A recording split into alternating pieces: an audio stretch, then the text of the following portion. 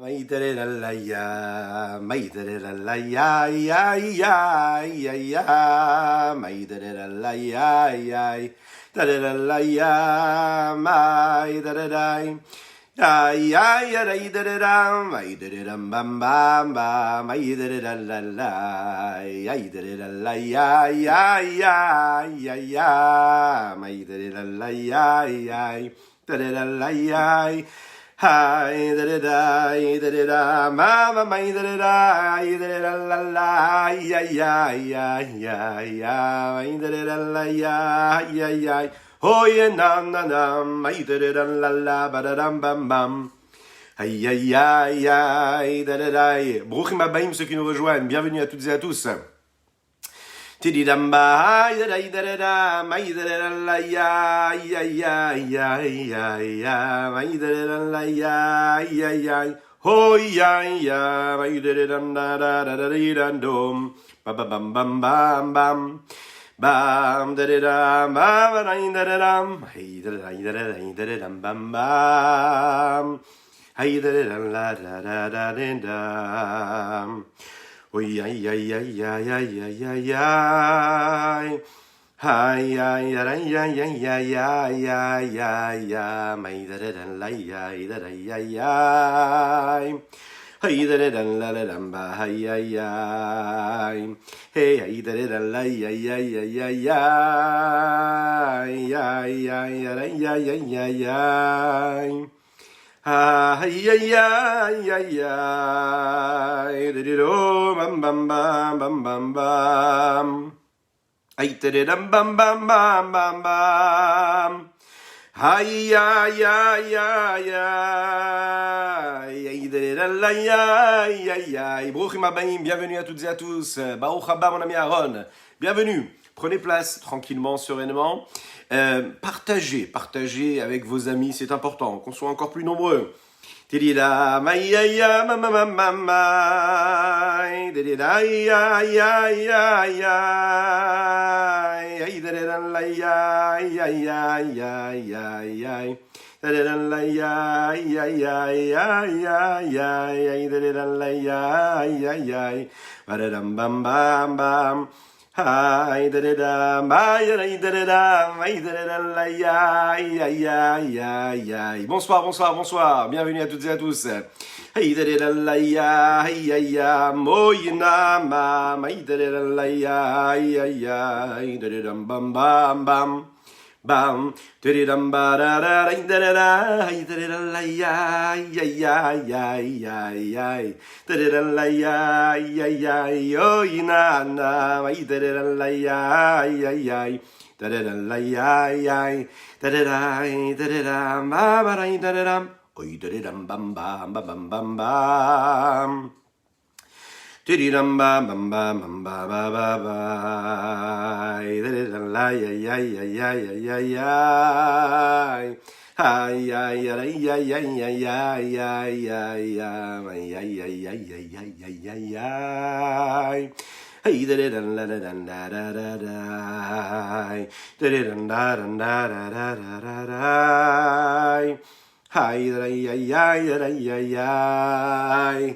Ay ay ay ay ay, la la la ya, ay ay ay. Brochim abaim, bienvenue à toutes et à tous, à ceux qui nous rejoignent, que Dieu vous bénisse. Continuez, Baruch haba mon ami Thierry, Baruch haba à ceux qui habitent Deauville, vous êtes avec nous, c'est un plaisir de vous avoir avec nous. N'hésitez pas à continuer à partager. Et aïe la ya ma ma ma. La ya ya yo ina ya ya ya ya ya ya. Aïe da da la la ma ya ya. Da ma ya ya ya ya. Tidida ma ma ma ma, ay ay ay da la ya ya ya ya ya ya, da la ya ya ya, oh ya ya. On va démarrer tout de suite. Si vous êtes tranquillement installés, alors une spéciale dédicace ce soir pour notre cher maître le Rav Shmuel Azimov. Aujourd'hui spécialement puisque c'est le Yortzeit Naïloula, on peut l'appeler comme on le ressent, et il nous a quittés il n'y a pas si longtemps que ça. Eh oui, les années passent. Il est présent, il est avec nous. il est la clé de cette réussite-là, de tout ce qu'a pu apporter la Chassidut Chabad, en France précisément. Donc on pense beaucoup à lui, c'est notre maître, à nous, souvent, toutes et tous.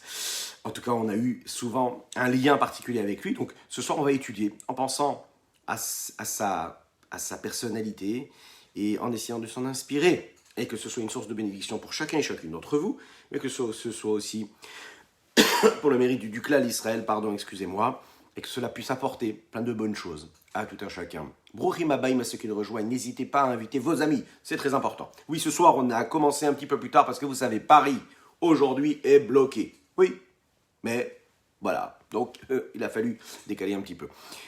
En tout cas, on va démarrer et on continue à parler de notre cher couple, le vôtre, le nôtre, le foyer juif, ce foyer-là, cette famille-là, oui, qui est importante.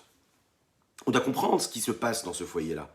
On a compris que tout était basé sur les lois de la Torah, que c'est la Torah qui régissait tous nos principes, que c'est elle qui nous donne les conseils, qui nous dit comment est-ce qu'on doit vivre, comment on doit faire nos choix, ce qui nous permettra d'avoir une vie heureuse, épanouie. Et c'est ce qui nous permet aussi de comprendre ce qu'Akadosh Baruch Hu attend de nous. C'est pas si facile à tous les instants de comprendre ce qu'on a à faire, comment construire, comment bâtir. Alors c'est un peu comme une maison. Vous savez, parfois il y a des gens qui achètent une maison. Alors parfois ils achètent une maison, ils la détruisent pour en faire une plus belle. Parfois ils achètent un terrain, ils font construire une maison.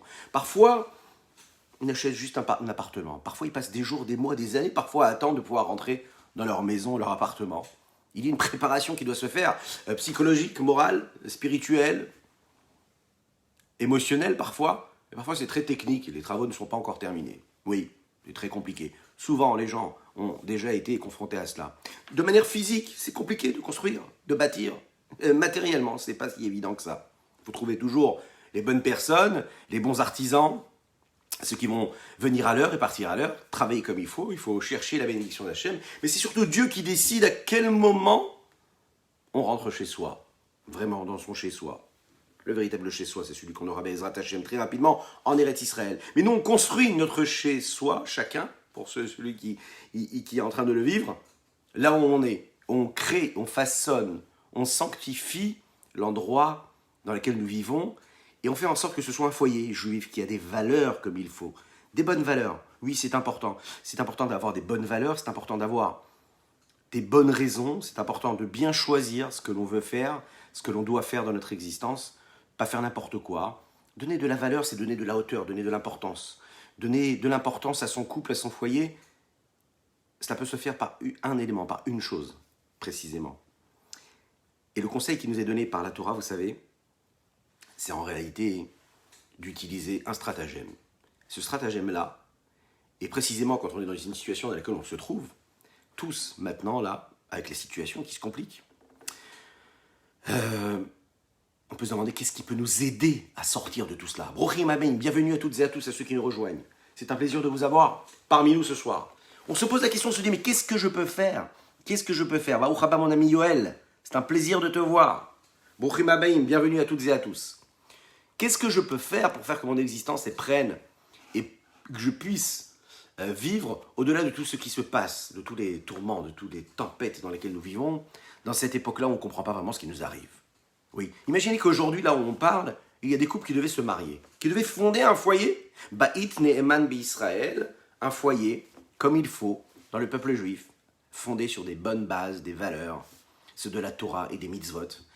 Et ces jeunes couples-là, il y en a tous les jours depuis ce confinement-là, qui ne peuvent pas se marier, qui repoussent leur mariage une fois, deux fois, trois fois parfois. Et quand ils se marient en comité restreint. Imaginez une Kala, une mariée, qui a toute sa vie attendu ce moment-là, depuis qu'elle est toute petite, elle est jeune, et elle grandit, et puis elle se voit entrer sous la roupa, vêtue d'une belle robe de mariée, et elle se pose cette question-là. Aujourd'hui, là où on parle, elle n'aura pas de soirée. Elle n'ira pas danser autour de ses amis, de sa famille. Elle va se marier sous la roupa, passer sous la roupa, et quelques minutes après, chacun rentrera chez soi. Pourquoi? Parce qu'il y a les règles, le confinement, etc. Vous imaginez un petit peu ce que ça veut dire? C'est-à-dire que si on aurait imaginé ça il y a quelques mois, quelques années, on nous aurait parlé de ça, on aurait dit mais qu'est-ce que c'est cette histoire-là? Même dans les pires des scénarios, on n'a jamais imaginé une chose pareille. D'ailleurs, j'aimerais dédier ce chiour-là sur le foyer juif à tous ces couples-là qui se sont mariés ces derniers jours, ces dernières semaines, en comité restreint, mais pas seulement physiquement en comité restreint. C'est une épreuve terrible. Des mariés qui ont dû changer de date d'un jour à l'autre, décider de se marier de la veille au lendemain. Mais je ne sais pas si on s'imagine ce que cela veut dire. C'est une épreuve phénoménale. Mais ces mariés-là sont là et ils décident de quand même se marier parce qu'ils savent que la vie d'un homme et d'une femme, c'est le foyer qu'ils vont fonder. Donc on pense à eux, on est avec eux, on pense à chacun et chacune d'entre vous. Et si vous en connaissez vous parmi vos proches ou vos amis ou vos familles, n'hésitez pas à les taguer, à commenter, à leur souhaiter un très très grand Mazel Tov et à leur apporter de la joie. Nous allons voir aujourd'hui, parfois c'est compliqué, parfois le couple est doté de sens différents, d'aptitudes différentes. On n'est pas les mêmes, on ne ressent pas les mêmes choses, nous n'avons pas les mêmes attentes. Et comme on n'a pas les mêmes attentes, n'hésitez pas à liker et à partager, je compte sur vous, chacun et chacune d'entre vous, razak, messieurs, dames, allez-y, partagez, avec vos amis, sur tous vos groupes, partout. Oui, on est fait différemment, on a des attentes différentes, on a des appréciations, des regards différents, et pourtant, on doit tout faire pour construire et bâtir quelque chose d'harmonieux. Alors, une des techniques, je vais vous dire, c'est laquelle?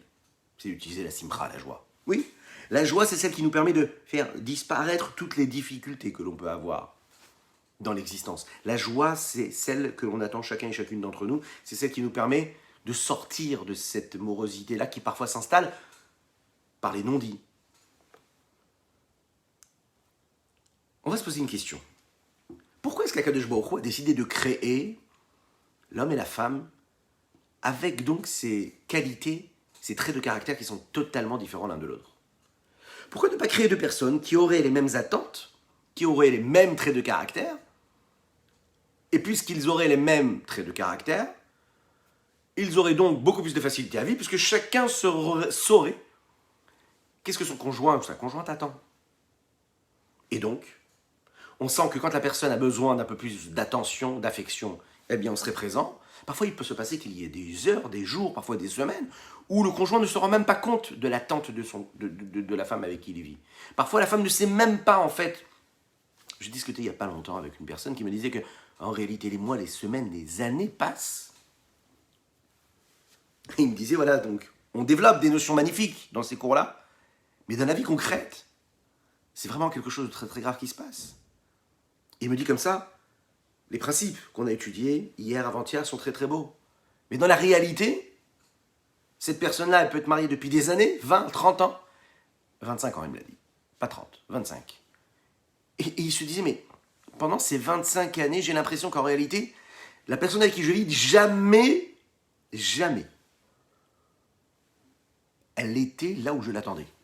C'est-à-dire qu'elle n'était jamais là pour subvenir à mes besoins affectifs, spirituels, émotionnels. Non, elle est à côté. Et donc, des personnes peuvent vivre des mois, des semaines, des années, l'un à côté de l'autre. La question est tellement forte. Pourquoi est-ce que Dieu n'a pas fait en sorte que chacun puisse ressentir quels sont les manques que chacun peut avoir? Si je sens le manque de mon prochain, donc je vais le combler, ce manque-là. Parce que profondément, chacun s'aime. On s'aime soi-même, on aime aussi son conjoint, sa conjointe. On aime nos enfants. Alors pourquoi si souvent, on se trompe? Pourquoi ça ne peut pas être plus évident que cela? La vie n'est pas si facile déjà. Donnons à l'homme et à la femme des traits de caractère et des qualités qui leur permettraient au moins de faire des efforts et puis de vivre dans une certaine sérénité, une tranquillité, en faisant des efforts, oui, mais tranquille. Pourquoi souvent avoir l'impression de se battre et souvent d'être à côté de la plaque? On s'investit, on va faire les efforts qu'il faut, mais en fait, on ne fait pas du tout ce que l'autre attend à ce moment-là. On a du mal à ressentir, vraiment, et à percevoir quelles sont les attentes de telle ou telle personne. Qu'est-ce qui va nous pousser et qui va nous aider à vraiment apercevoir ce que l'autre attend de nous. Et pourquoi Dieu a décidé comme ça de nous faire si différents? Lechaim, lechaim, lechaim, lechaim.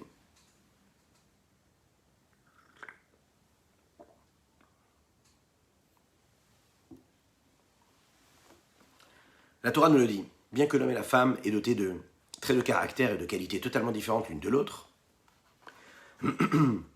parfois même contraires, l'homme face à la femme, l'homme face à l'homme. Mais nous avons la mitzvah, l'ordre, qui nous a été donné par Dieu, de construire, de bâtir ce foyer juif. On nous demande de créer Hahava ve'achva, Shalom ve'reut. C'est des adjectifs qui définissent bien vraiment ce que notre vie doit être.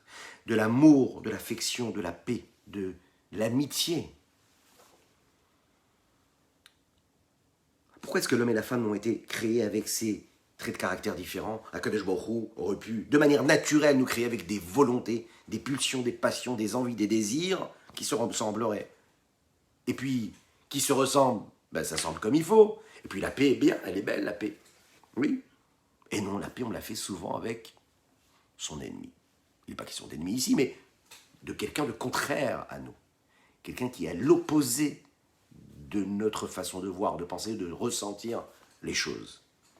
Cette sensation d'être toujours à côté de la plaque. Oui. C'est ce qu'on attend de nous. Le Zohar nous le dit. Que l'homme et la femme, nous l'avons dit hier et avant-hier, nous avons abordé et approfondi cette question-là, à savoir que, oui, l'homme et la femme, c'est deux corps qui se rejoignent et qui s'unissent, mais c'est surtout deux âmes qui se réunissent au moment du mariage.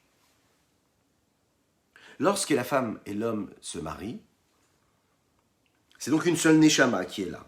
Ah, il faut comprendre comment une seule neshama peut se trouver dans deux personnes. Comment une seule âme peut se trouver chez l'homme et chez la femme.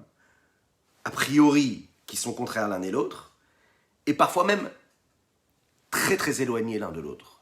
Comment ces deux personnes-là qui sont totalement éloignées l'un de l'autre peuvent être en réalité une seule âme.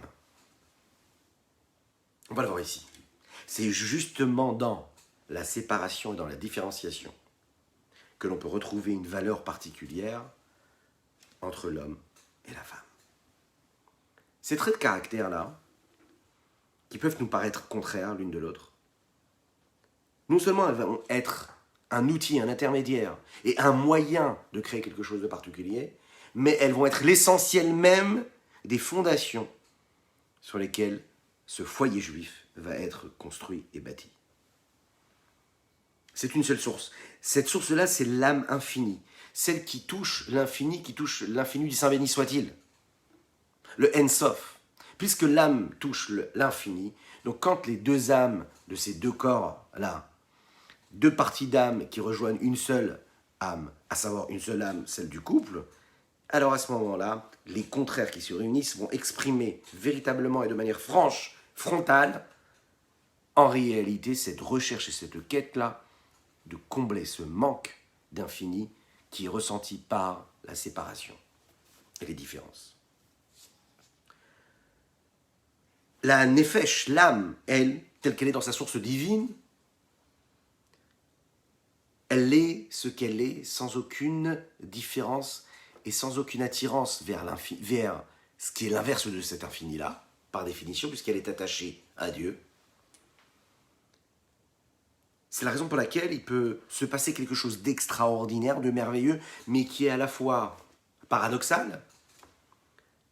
Elle a des forces si particulières qui lui permettent de vivre des contradictions constantes, souvent dans son existence. Et pourtant, quand elle vit ces contradictions-là, on lui dit, tu sais, tu as quand même de la force, tu as quand même de l'énergie, tu as quand même un pouvoir. Et quel est ce pouvoir qu'on lui donne? Eh bien, c'est le pouvoir d'aller chercher dans cet infini-là et de créer le paradoxe, c'est-à-dire l'un et l'autre. Oui, on ne perd pas le fil, c'est tout de suite que ça reprend. Brouchim Abaïm à ceux qui nous rejoignent, Brouchim Abaïm, bienvenue Auriel, j'espère que vous allez bien. N'hésitez pas à partager, c'est important. Elles sont contraires, elles sont peut-être contraires ces qualités-là, mais elles tendent et elles se dirigent vers une seule et même raison et un seul et même objectif. Le seul but, c'est de construire et de bâtir quelque chose d'uni. entre l'homme et son épouse. Dans notre monde à nous, qui est véritablement décrit de cette façon-là, on a du mal à voir et à détecter de manière claire, nette et précise comment ces deux contraires-là peuvent en réalité construire quelque chose de commun. Oui, c'est très difficile, c'est compliqué. Tous ces dons-là qui nous sont donnés, ils sont trop petits, et beaucoup trop petits et trop limités pour nous permettre de manière véritable de comprendre comment l'infini qu'il y a de l'essence de l'homme, de son âme, comment en réalité, autant infini qu'il puisse être, il peut être si compliqué que ça à travers tous ces traits de caractère, parfois contradictoires, parfois paradoxal. Et en réalité, cet infini-là se dévoile dans ce côté paradoxal qu'il peut y avoir dans son existence. Je m'explique. Le mariage, c'est la capacité que l'on peut avoir de réunir deux essences, deux attraits différents. Chacune de ces parties d'âme va investir ce que l'autre peut avoir, ce que l'autre aura besoin d'avoir. Il va lui apporter quelque chose de manière beaucoup plus généreuse. Mais le but, ce sera toujours quoi? De créer, de dévoiler un infini. L'infini de quoi? De la divinité. C'est ce qui permet en réalité à l'âme juive de se révéler pour ce qu'elle est, et pas seulement pour ce qu'elle aimerait être, à savoir son essence et son infini propre. Il y a dans la Torah deux psukim, deux versets qui se contredisent l'un avec l'autre. On va les citer tout de suite.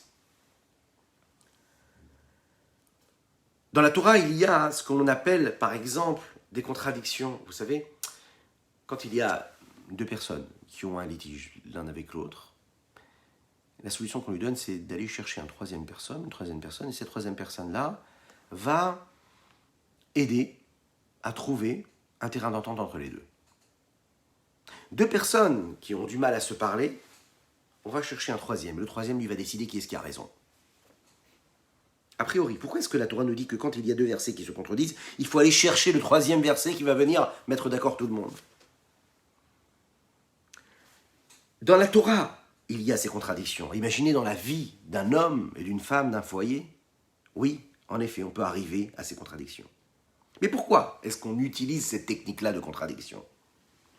Comment on pourrait dire que dans la Torah de Dieu, qui est les paroles d'Hachem, donc de l'infini, il pourrait y avoir des éléments qui seraient contraires l'un avec l'autre?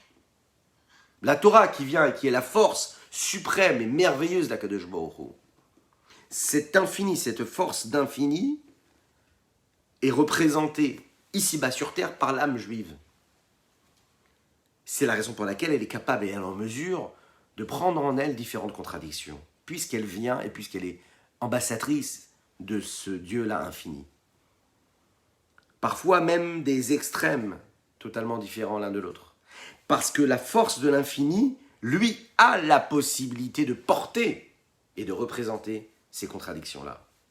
C'est un petit peu quand on se lève le matin et qu'on se dit « mais je suis assez contradictoire ». On a tous cette bataille interne dans notre cerveau, dans notre âme.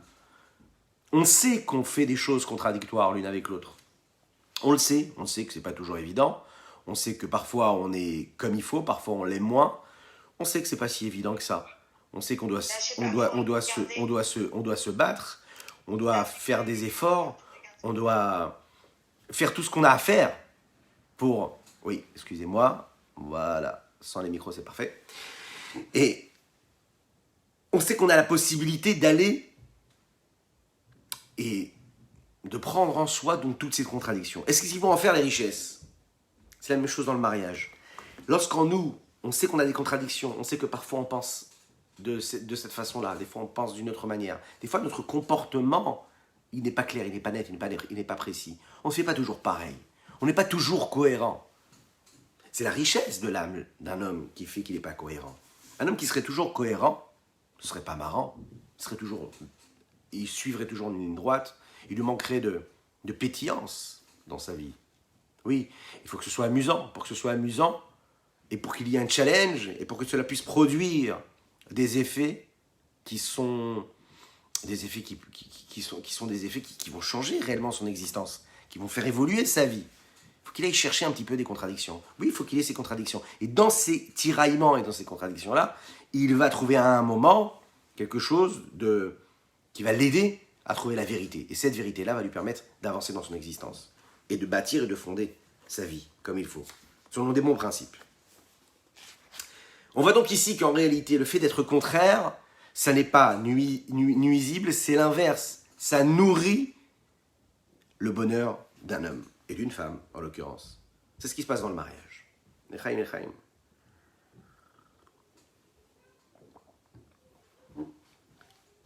Il faut savoir que si de manière superficielle, on a l'impression que deux êtres ne sont pas d'accord l'une avec l'autre, que chacun pense différent de l'autre, il faut savoir que ça, même si superficiellement et de manière extérieure, c'est de cette façon-là que cela s'exprime, il faut savoir qu'intérieurement, dans les profondeurs de l'âme de la personne, il y a aussi ces différences. Ce n'est pas juste un hasard, ce n'est pas juste quelque chose de superficiel, quelque chose de concret, de profond en réalité. L'homme et la femme ont été créés contraires, différents l'un de l'autre, de par leur nature, afin qu'ils utilisent et qu'ils exploitent les capacités et tous ces contraires, et qu'ils en fassent en réalité ce qu'on appelle Miksha Achat, un seul et même bloc, une seule et même matière, et cette matière-là va créer ces fondations-là de ce foyer-là. Oui, ça nous intéresse que ce soit différent. Oui, cela nous intéresse qu'il soit contraire, l'homme et la femme. C'est l'important ici. C'est ce qui va faire leur richesse. Donc ce qui est contraire entre eux n'est pas là pour les séparer, chas v'shalom. Il est là au contraire en réalité pour créer une unité. L'unicité la plus totale qu'il puisse y avoir sur Terre. C'est-à-dire que dans l'intérieur, tout au fond, tout au bout de ce tunnel-là, de ces contradictions et de ces contraires, de cette sensation-là qu'on a d'être complètement séparé, de ne pas sentir qu'on est aimé pour ce qu'on devrait être aimé, compris ou entendu dans ce que l'on voudrait être entendu ou compris, il y a quelque chose qui se passe. C'est quoi? C'est la recherche de cette union, cette unicité totale. Et pourquoi? Eh bien, parce que le but, c'est réellement de le faire. C'est réellement de créer cette unicité-là. Créer une seule maison. Une seule maison. Quand il y a ce rassemblement de toutes ces forces-là, cet investissement de chacun avec ses contraires, alors on peut arriver à une certaine perfection, à créer une véritable maison, une demeure pour Dieu, un foyer parfait, une famille parfaite, un monde entier que l'on va créer par cela.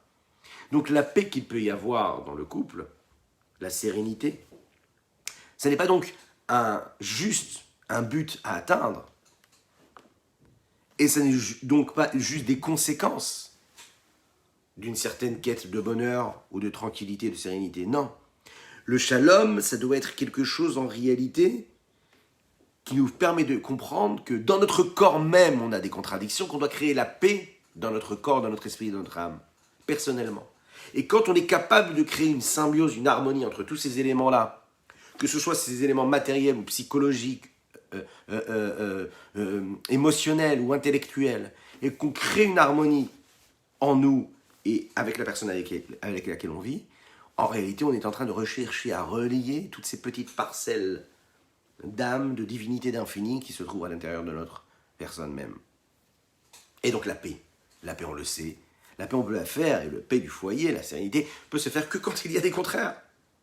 Et lorsque l'on est conscient de cela, on ne doit jamais chercher à comprendre et jamais s'étonner que la personne avec qui nous vivons ne soit jamais là à combler nos manques. Elle n'est jamais là pour nous donner ce qu'on a besoin au moment où on a besoin.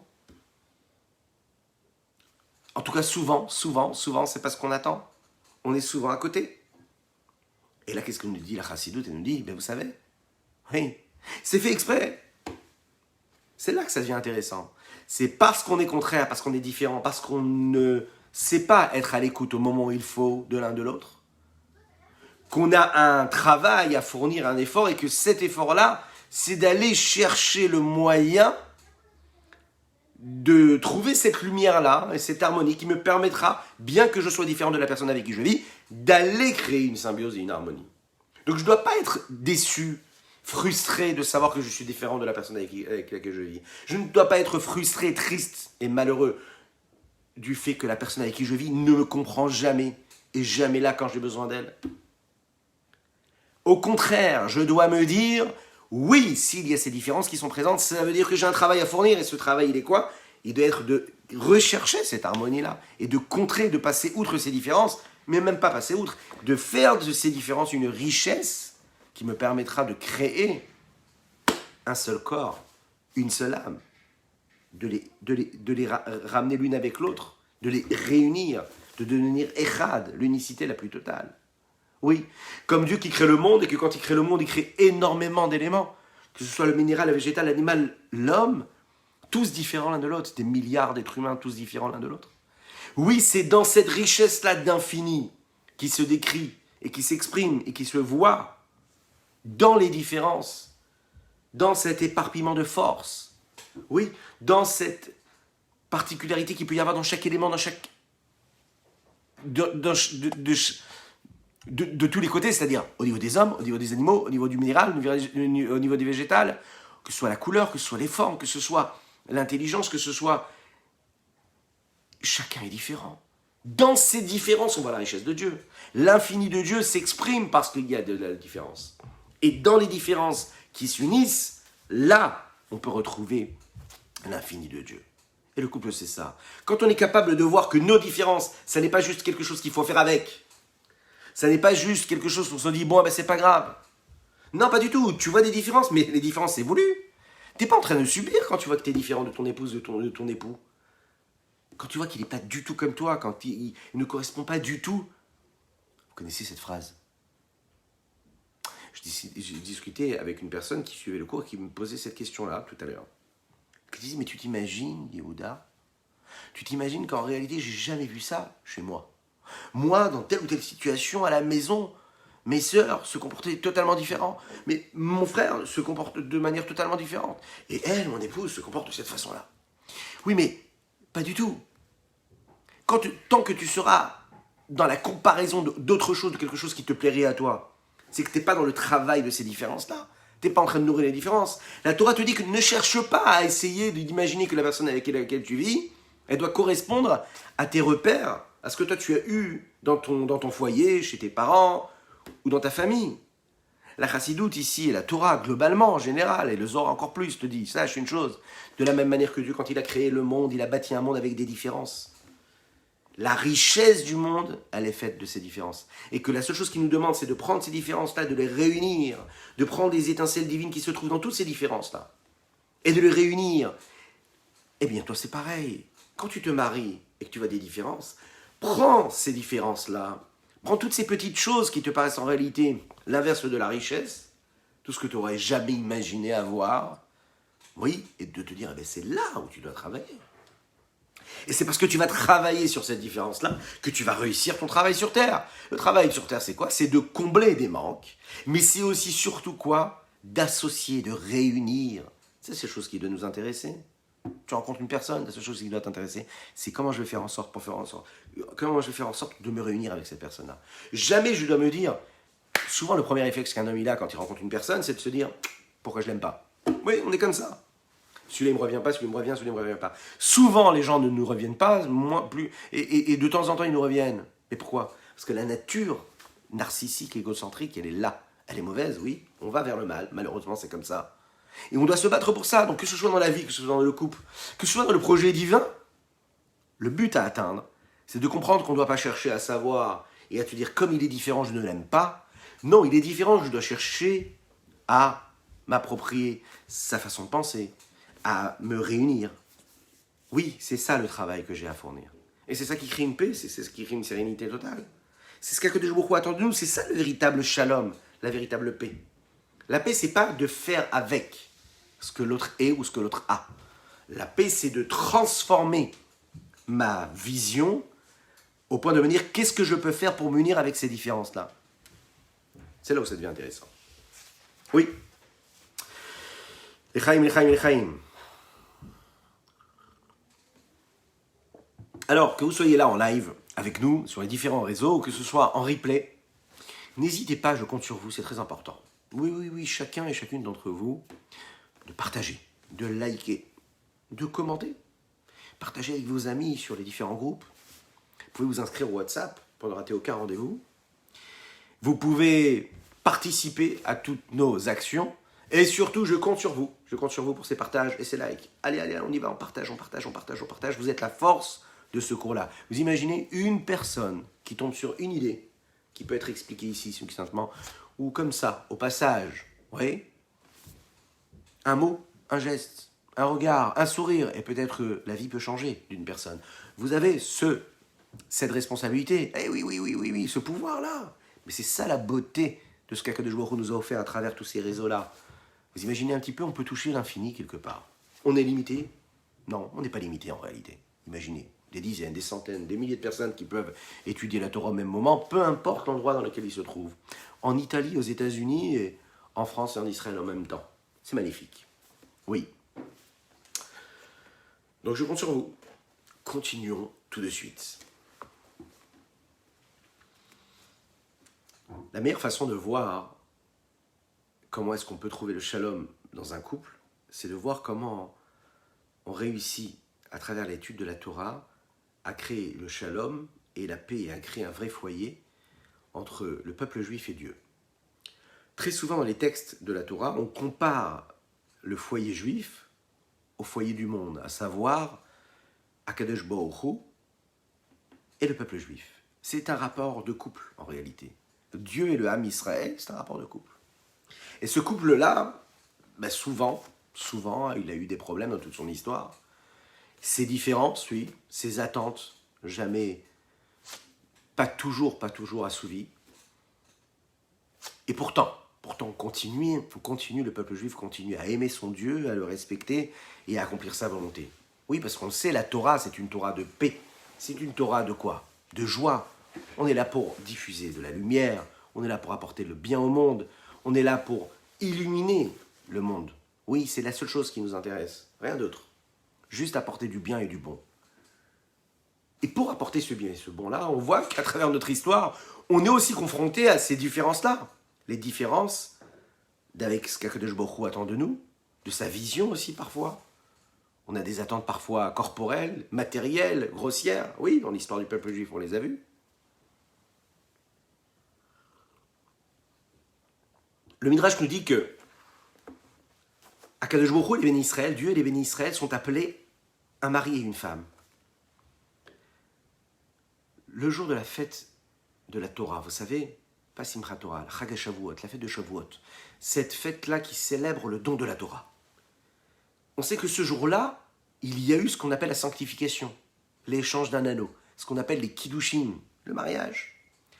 Le mari, Akadosh Baruch Hu, lui, a sanctifié le peuple juif.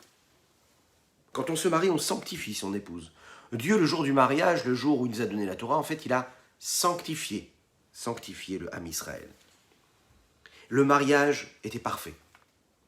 Il était parfait parce qu'il y avait à ce moment-là de l'amour, de l'amitié, de la passion, de la paix, de la tranquillité.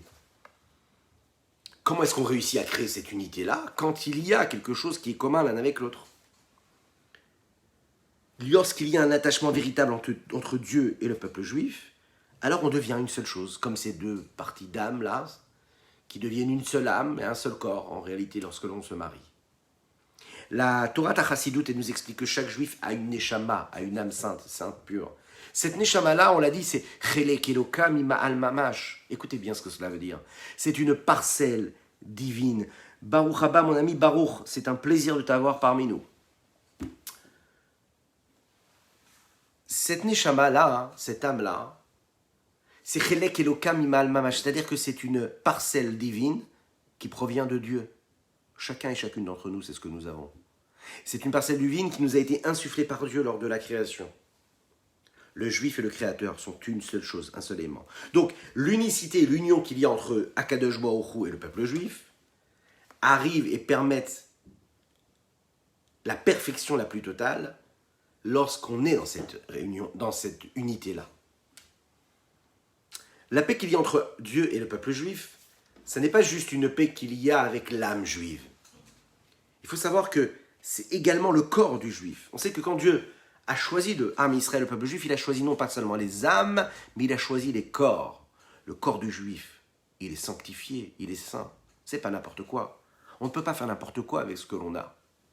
Kadosh Baruch Hu nous a offert, nous a transmis, nous a donné quelque chose à garder, on ne doit pas en faire n'importe quoi. On doit lui donner de la valeur, on doit le respecter, ce corps, puisqu'il est le véhicule de cette âme et de cette parcelle divine. Bien que le corps, c'est quelque chose de matériel, a priori, quelque chose de grossier, quand même, il faut savoir qu'à chaque fois qu'on accomplit la Torah et les mitzvot, on le fait, on les accomplit avec les éléments de notre corps, avec toutes les parties de notre corps. Et les parties de notre corps, elles sont matérielles, elles sont grossières. Quand on utilise ces parties-là de ce corps-là, donc on s'unit avec Dieu. La Torah Chassidoute nous explique que c'est même une mitzvah. C'est une mitzvah d'essayer de vivre et de faire tout ce qu'on en a à faire avec cette intention, avec cette conviction, avec cette direction de pensée, direction d'action. L'homme qui accomplit la mitzvah se relie, s'attache avec Dieu. Il s'attache avec celui qui lui a ordonné de faire telle ou telle mitzvah. Quand on utilise un membre de notre corps pour accomplir une mitzvah, on est en train de sanctifier tout notre corps. Le même membre peut agir et peut accomplir quelque chose qui ne serait pas du tout kadosh. Il peut faire la même action, le même geste, avoir la même sensation, vivre les mêmes émotions avec tel et tel membre du corps, et au même moment les sanctifier. De la même manière qu'il les sanctifie, il peut faire l'inverse de la sanctification. C'est la raison pour laquelle d'ailleurs, on le dit que la Brit Mila a été ordonnée. Qu'est-ce que c'est la Brit Mila? La Brit Mila, c'est l'alliance avec laquelle on scelle le corps du juif et on le sanctifie pour Akadosh Baruch Hu. On fait en sorte que cette alliance-là soit dans la chair, gravée. C'est un signe, Brit Kodesh, un signe qui est un sceau qui est là, scellé dans le corps de l'homme, qui fait que ce corps-là, il est Kadosh. On n'a pas décidé de rester dans la spiritualité. C'est le corps matériel, physique et grossier de l'homme qui devient ce véhicule de cette Kedusha. Il devient de la Kedusha. Le Admour Azaken Rabbi Shneur Zalman de Liadi le dit dans son Shulchan Aruch à lui. Il a dit que le début, le commencement de l'âme juive, quand est-ce qu'elle vient dans le corps d'un homme, dans le corps d'un petit bébé, dans le corps d'un petit nourrisson? Est-ce que c'est au moment où il naît, quand sa maman le met au monde? Ou est-ce que c'est un peu plus tard quand il grandit? Le Admour Azaken nous le dit, la Neshama, elle vient au moment de la Brit Mila. Quand on fait la Brit Mila, à ce moment-là, l'âme sainte descend dans ce corps-là. Parce que le corps matériel, lui, reçoit l'âme sainte et automatiquement, il devient Kadosh. Il est transformé complètement à ce moment-là. On le voit après par la suite. Lorsque, par exemple, il va faire telle ou telle mitzvah, lorsque l'on met les téphilines, on les met avec le corps. Lorsque l'on fait telle ou telle mitzvah, enfin, la plupart des mitzvahs, ça se fait avec le corps. Donc, en réalité, cette dimension-là matérielle, elle est particulièrement présente dans notre existence. On ne reste pas dans quelque chose de spirituel. Donc, en réalité, pour qu'il y ait la paix dans le foyer, pour que ce foyer juif qu'il y a entre Dieu et le peuple juif, entre l'homme et son épouse, entre les parents et leurs enfants, pour qu'il y ait cette paix, cette sérénité-là, il faut arriver à une certaine perfection. Et pour arriver à cette perfection, il faut reproduire ce que l'on ressent dans notre âme lorsqu'on est tiraillé dans tous les sens. Et qu'on réussit à réunir toutes nos capacités, tous nos sens dans notre âme juive. Lorsque l'on comprend que notre âme juive, qui est dans ce corps juif, qui se réunissent l'un avec l'autre, l'âme avec le corps avec l'âme au service du corps et le corps au service de l'âme, pour réussir à quoi? À sanctifier et accomplir telle ou telle mitzvah, puisque ça se fait avec les deux, avec le cœur, avec le corps, et avec le cœur, et aussi avec l'âme. Alors quand il y a tout ça, il y a en réalité une véritable symbiose et une véritable harmonie. Plus profondément, nous allons le voir, et puis, Be'ezrat Hashem, on terminera avec cette idée-là pour aujourd'hui. Nous le voyons, pardon, excusez-moi. J'aimerais profiter de cet instant-là pour souhaiter la bienvenue la plus totale à notre cher ami Daniel qui nous rejoint.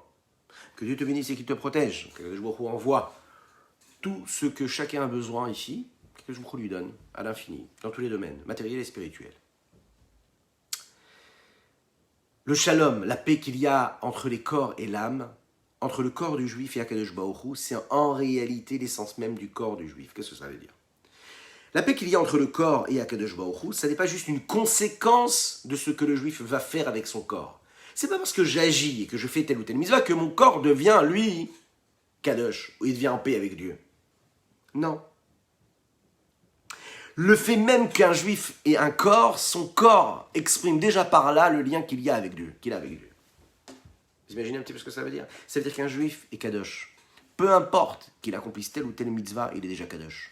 Pourquoi? Parce que Bachar Banu, Akadosh Baruch Hu nous a choisis, il a choisi nos âmes, il a choisi nos corps. Quand il nous a choisis, il nous a sanctifiés. Donc quand le corps est donc saint et pur, sanctifié par Dieu lui-même, peu importe si l'homme accomplit telle ou telle mitzvah, il est déjà, lui, en paix avec Dieu. Parce qu'il est uni avec lui puisqu'il a été sanctifié par Dieu. Autrement dit, la mitzvah, c'est pas ce qui fait que le corps devient kadosh. Le corps est déjà kadosh même sans la mitzvah. Ce n'est pas parce que je fais telle ou telle mitzvah que je concrétise mon lien avec ce corps et cette âme-là, mais c'est bien plus fort, beaucoup plus profond, parce que le corps du juif a déjà un rapprochement, est déjà en paix avec Dieu. Écoutez bien parce que vous allez voir que c'est réellement ce qui va se passer dans le couple en réalité. Là, on pourrait penser qu'en réalité, ça n'est que quand je prouve. Hein, il y a une phrase comme ça qui dit qu'il n'y a pas d'amour, il n'y a que des preuves d'amour. Oui, c'est ce qu'on dit. C'est faux. L'amour qu'il y a dans un couple entre un homme et une femme, c'est pas que des preuves d'amour. Les preuves, c'est important aussi, ça. Ça apporte un peu de piment. C'est sympathique. Mais la véritable preuve de l'amour qu'il y a entre un homme et une femme, c'est l'amour, tout simplement. C'est-à-dire quelque chose qui est bien plus fort que des actions. Puisque c'est l'essence même du corps de la femme et de l'homme. C'est qu'ils ont une âme. Et que cette âme, c'est une seule et même âme. Et de la même manière qu'un homme ne pourrait pas dire à son pied qu'il n'aime pas son pied parce qu'il aime sa main.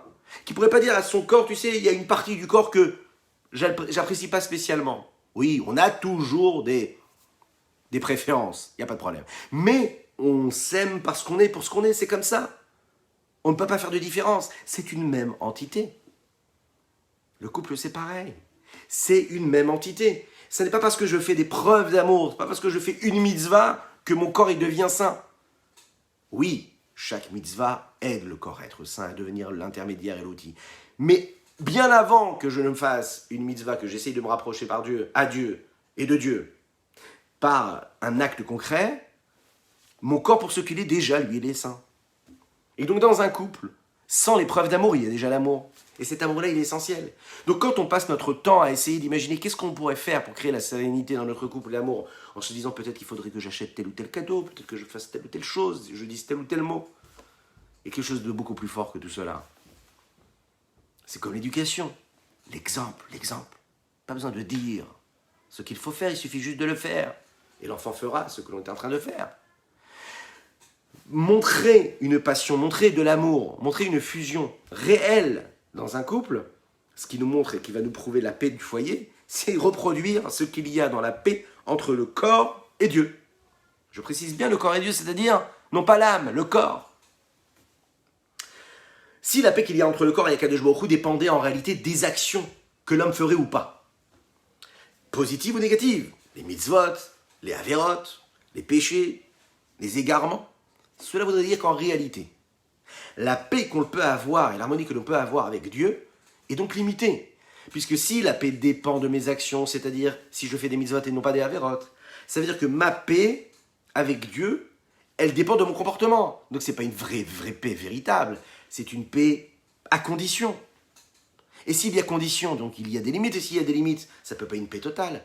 Ça ne peut pas être une harmonie totale. L'harmonie totale, la paix, la sérénité, l'amour véritable, c'est quand il n'y a pas de limite. S'il y a des limites, c'est qu'il manque quelque chose. Et comme on ne peut pas dire qu'avec Akadosh Baruch Hu, avec Dieu, lorsqu'il crée l'homme et qu'il lui donne la Torah et les mitzvot, il y aurait une condition à ce lien qu'il aurait avec son corps ou avec son âme, on est donc obligé de dire que le lien qui est avec Akadosh Baruch Hu ne dépend pas des actions que l'on ferait. Alors maintenant, comment ça se fait que le corps matériel d'un juif, qui est un corps qui est matériel, grossier, qui est capable de faire complètement l'inverse de la volonté de Dieu, encore plus fort que cela, a priori tous les corps se ressemblent. Le corps du juif, le corps des autres nations, on a tous le même corps, a priori. Regardez cette explication qui nous est donnée dans les textes de la Chassidoute. Akadosh Baruch Hu, en réalité, c'est un verset et c'est une bénédiction que nous disons tous les jours. Asher bachar banu mikol ha'amim. Il n'y a pas de peuple élu dans le sens où, oui, mon corps est le plus beau que le tien, parce que je suis de telle et telle religion. Dieu, il a juste choisi le corps du juif, il l'a sanctifié au moment où il l'a choisi. C'est tout simple, c'est comme ça. Donc maintenant, peu importe ce que tu vas faire, sache qu'Akadosh Baruch Hu t'aime, sache que Dieu, il te respecte, sache que Dieu, il attend qu'une chose, c'est que tu sois bien, que tu sois heureux, et que tu fasses des mitzvot. Mais même si tu n'as pas fait de mitzvot, sache qu'il t'aime parce que tu es ton fils, son fils. Cet amour-là qui est au-delà de tout, Baruch haba mon ami Raphaël, pour Abaïm, ceux qui nous rejoignent, bienvenue à toutes et à tous.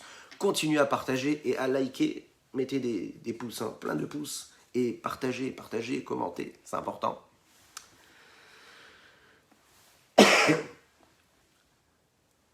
C'est ce qui se passe avec Akadosh Baruch Hu et le peuple juif, et c'est ce qui se passe dans notre couple. Oui, il n'y a pas de condition. C'est pas parce que j'ai fait ce que ma femme attendait, ou que j'ai fait ce que mon mari attendait, que là je mérite une attention particulière, ou que je mérite de trouver une sérénité ou une paix.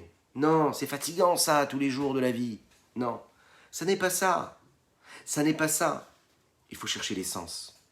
Et l'essence, c'est l'amour parce que c'est l'amour, parce que c'est comme ça.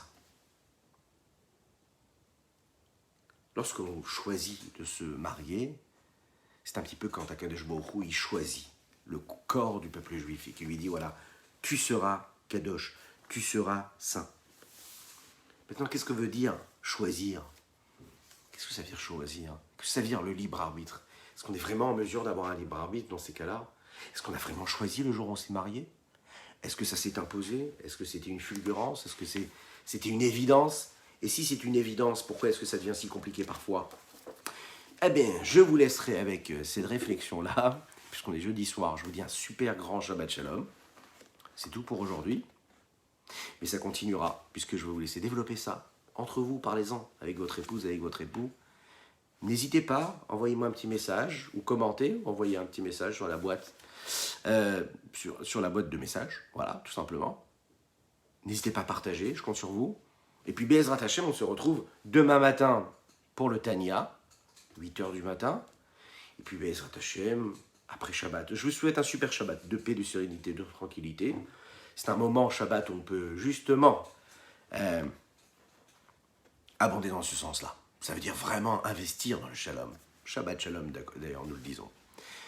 Je vous dis plein de bonnes choses, je vous souhaite plein de choses. Et vous savez ce que je vous demande aussi? De faire une belle tefila, une belle prière pour, oui, tous ceux qui nous regardent, tout de suite en live ou en replay. Peu importe à l'heure à laquelle vous allez regarder ce live, prenez un petit Sefer Teilim, un petit livre de Teilim, lisez le psaume. Oui, c'est le moment de faire un petit psaume. Le psaume, Baruch haba mon ami Patrick, le psaume 20. Et puis on va penser à Tinoch, c'est un petit nourrisson. Et les semaines et les mois passent. Et il faut absolument qu'Akadosh Baruch Hu fasse un miracle pour qu'il le sauve.